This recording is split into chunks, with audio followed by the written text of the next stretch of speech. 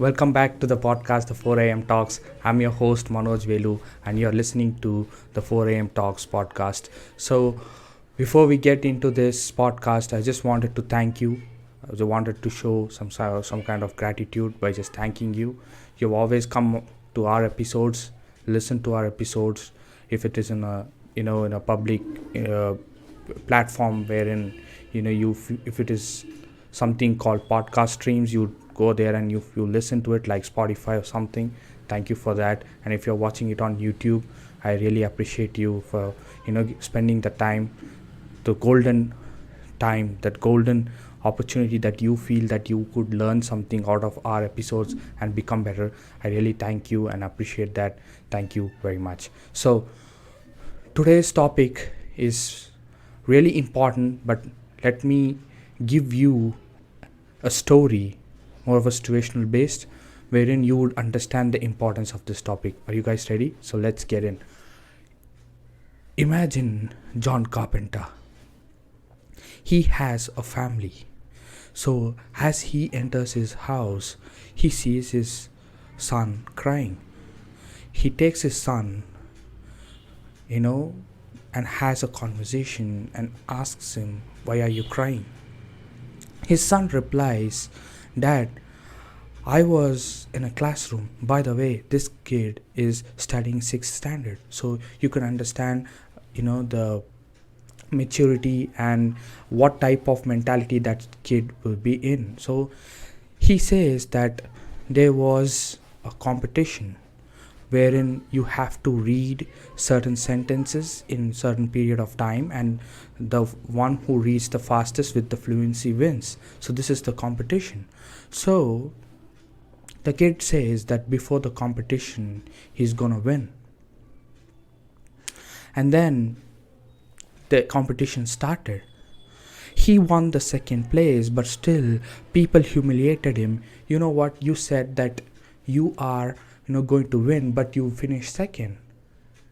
Everyone laughed at him. Remember, this guy is won the second place, but still people humiliated him. It's a public humiliation even though you finished second. This is an interesting topic. How many of you have discussed these type of topics? I'm really excited for this episode because this is new. You are listening to something new. So John was really an amazing person, and you know why. You know what he told his son? Who was the person who won? He asked this question. So he said there is one of his classmates who had done really well. Okay. So then he starts to understand and he starts to process this issue together. So he asks his son, what was the duration, like how many seconds was it the fluency factor? And he said yes, because the person who had won was a native English speaker and this guy isn't. So that played a huge role in deciding who would win the first and second place.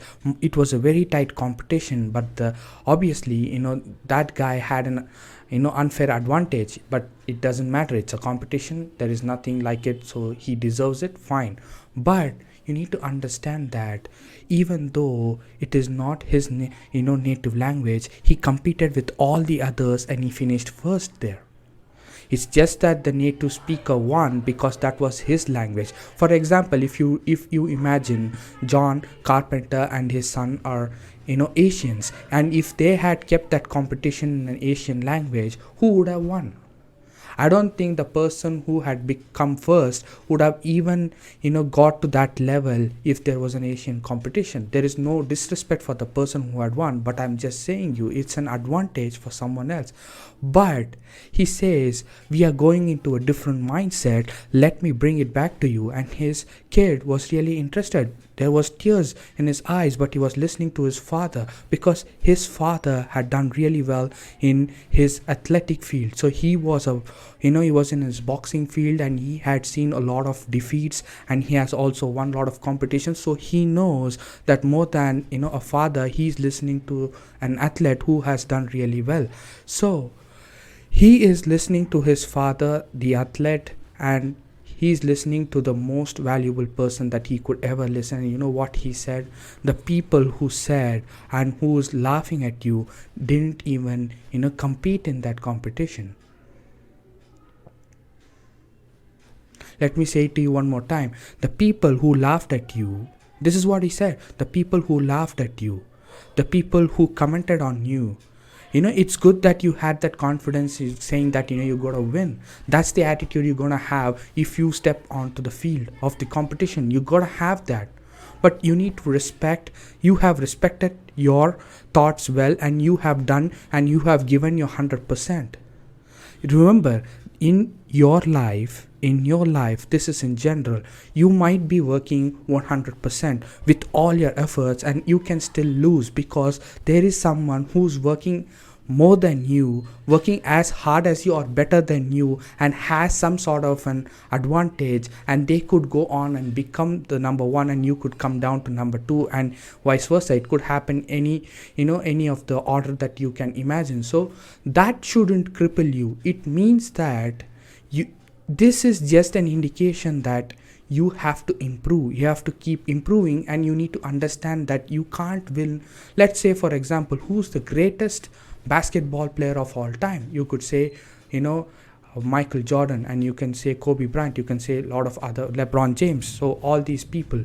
In terms of cricket, you could say AB de Villiers, you can say Sachin Tendulkar, Don Bradman, Vivian Richards, all these people. And if you actually look into them, they would have lost numerous games. They are the best in their sport. But why are they losing games? It's because even though they are the best, it doesn't matter, because at the end there would be someone who would play better at that particular time, and they could go on and win championships. Roger Federer, if you could say about tennis, Rafael Nadal, Novak Djokovic, there are so many people. They are the best in their industry, but why are they losing games? It is because they know the fact that if you ask them before the match, they would definitely say, I'm going to be the winner. That's the attitude that they are going to possess, but they know internally they can't win all the games, because these are the games that will test an individual. How are you going to react? So you said that you have how many people competed in that competition. This is what John Carpenter's father asked. He said 25. Good, you have beaten 24. It's just that one more guy, and he had it at that advantage. That is fine. In competition there is no such thing called advantage, disadvantage. It's done. But you have defeated so many people, and moreover you have given your 100%, and you just have to keep it going and keep that learning process, keep that going. That's it. So he also tells his child to say, he explains his story. So when he was a boxer, at that time he had multiple defeats. So at that time people had written him off. They said that this guy will never win a championship, he's just they're saying all nonsense. This is what the paper had written. Numerous magazines had written him off. But when he won, the same magazine will go on and have written, this guy could be one of the best in the industry, or it could be the greatest of the industry. The same pen, the same hand will write that he's going to be the best. So it all depends on the time, and it all is in the mindset. So if you're concentrating on people, a public humiliation that happened to you, and if your mind constantly goes there, and if you see the negative part, and if you're not looking into something that you can use that as a fuel to motivate yourself to become better, then you're playing the wrong game.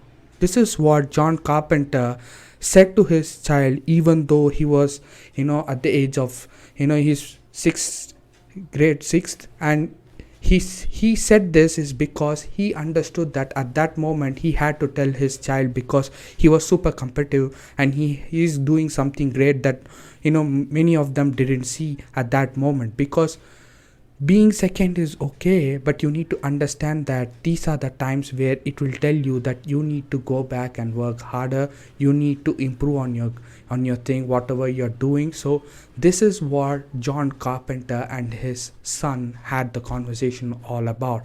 This is called, public humiliation, irrespective of whatever we do. I've already talked about the public humiliation in the sixth, or I think it is the second episode, which says believing in yourself. If you haven't watched it, please go and watch it. I would have said about a story called a person who's having a dream to climb the Mount Everest. If you fail, people are going to humiliate you. If you just if you are even getting that second position, it's really great at that moment, because achieving second is not that bad. People think it is bad and they'll humiliate you no matter what. But remember, the first position could be attained by only one person, but that doesn't mean that you're not going to get there. It is just that you got to get there, and that learning phase will come, and eventually you're going to get there. You have to play the longer game and try to understand yourself and understand what is your strengths and weaknesses, rather than concentrating on people commenting on you. You might be trying multiple things, and your own parents may not understand, your own siblings may not understand, your own friends may not understand, your best friend may not understand.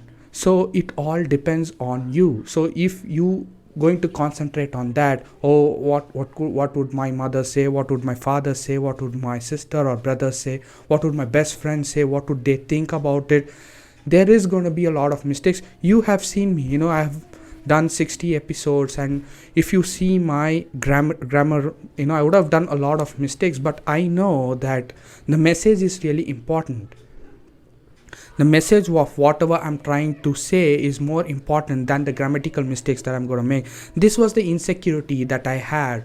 So once I decided that I have to do these podcasts and have to tell these stories to the audience, and they have to take back and reflect, I had goosebumps. But at the same time, I asked myself, am I really good at English? I'm not the native speaker, but this isn't an excuse. I have to keep improving. But let me tell you, this was the insecurity that I had. Can I be able to express myself of whatever I wanted to say properly, in a more engaging way, using proper sentences?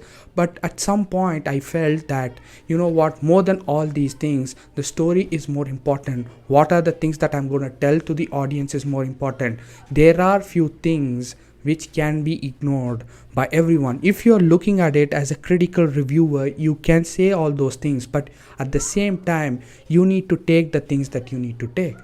The best example I could give you is, if you are watching movies and if you come out, people ask you, how was the movie?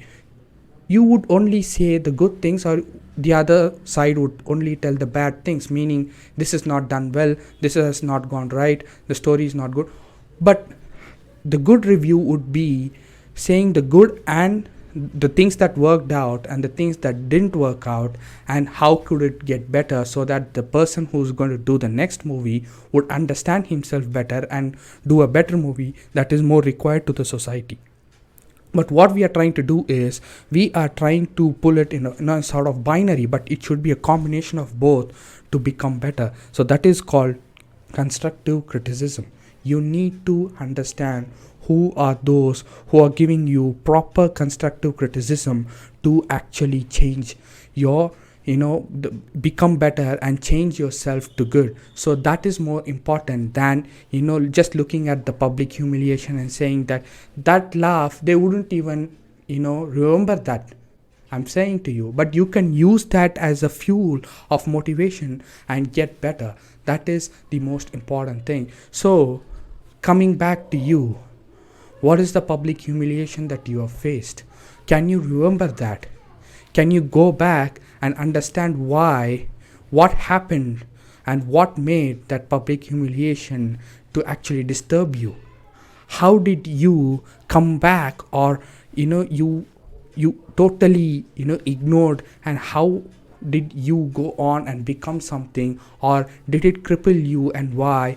Can you just go back and reflect on that, and can you use that as a fuel of motivation, and that will drive you towards your dream, which is really important. So you can use that as a fuel of motivation to achieve your dream, and that is the most important thing that could ever happen in your life. So with that, I'll see you in the next episode.